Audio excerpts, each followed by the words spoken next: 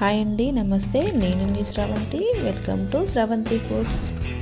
ఈరోజు మన వీడియోలో చూడబోయే రెసిపీ వచ్చేసి జొన్నలతో మసాలా వడలను ఎలా చేసుకోవాలో చూద్దాం.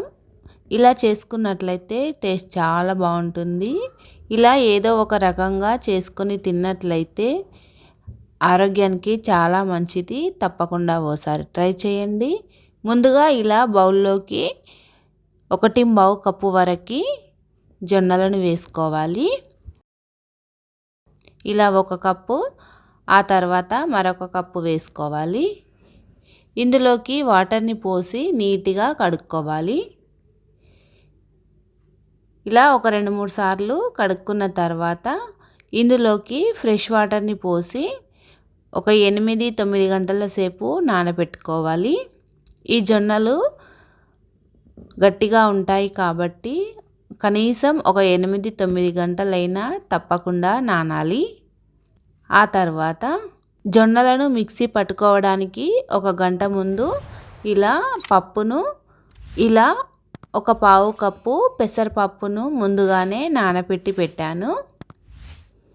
పెసరపప్పు అనేది తొందరగా నానుతుంది కాబట్టి మనం మిక్సీ పట్టడానికి 1 గంట అరగంట ముందు ఇలా నానబెట్టుకుంటే సరిపోతుంది.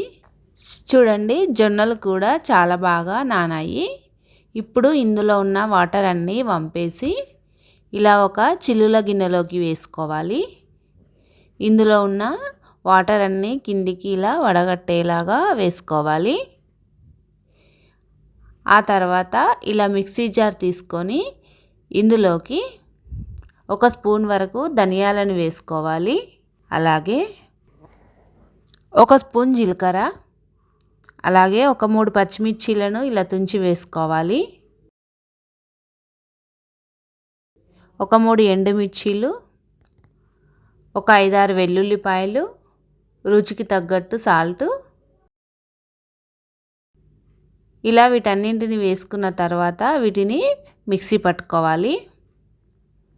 చూడండి, ఇలా మిక్సీ పట్టుకున్న తర్వాత ఈ పేస్ట్ని వేరొక బౌల్లోకి వేసుకోవాలి. ఇప్పుడు ఇదే మిక్సీ జార్లోకి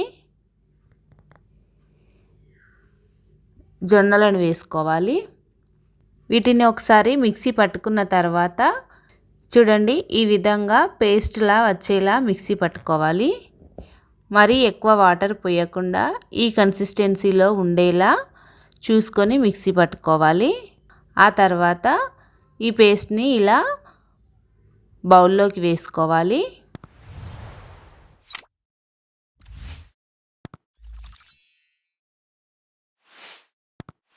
ఆ తర్వాత మనం ముందుగా నానబెట్టుకున్న పెసరపప్పును వేసుకోవాలి. అలాగే ఒక 2 స్పూన్ల వరకు నువ్వులను వేసుకోవాలి.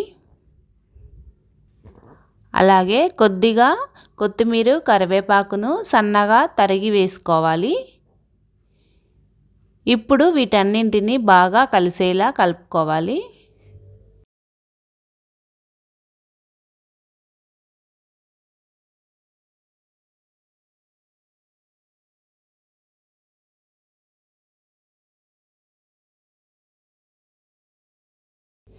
చూడండి, పిండి కన్సిస్టెన్సీ అనేది ఈ విధంగా ఉండాలి. మరీ లూజ్గా కాకుండా ఇలా ఉంటే సరిపోతుంది. ఇలా అంతా కలుపుకున్న తర్వాత ఏదైనా ఒక కాటన్ క్లాత్ తీసుకొని ఇలా క్లాత్పై ఈ విధంగా చేసుకొని హోల్ పెట్టుకోవాలి. చూడండి, ఇలా చేసుకుంటే సరిపోతుంది.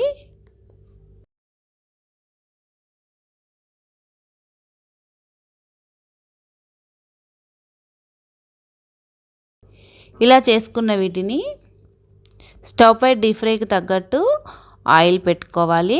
ఆయిల్ వేడైన తర్వాత ఇందులోకి నిదానంగా వేసుకోవాలి.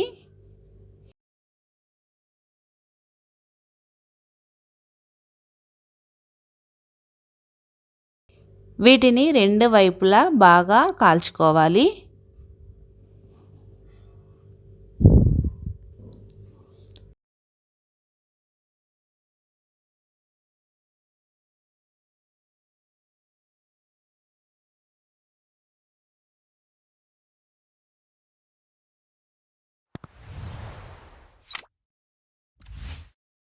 ఇలా రెండు వైపులా కాల్చుకున్న తర్వాత వీటిని తీసేసుకోవాలి.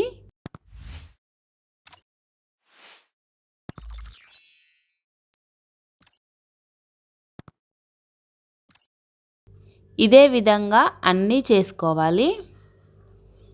చూడండి అన్నీ కూడా చాలా బాగా వచ్చాయి. అలాగే టేస్ట్ కూడా చాలా బాగుంటాయి. తప్పకుండా ఓసారి ట్రై చేయండి.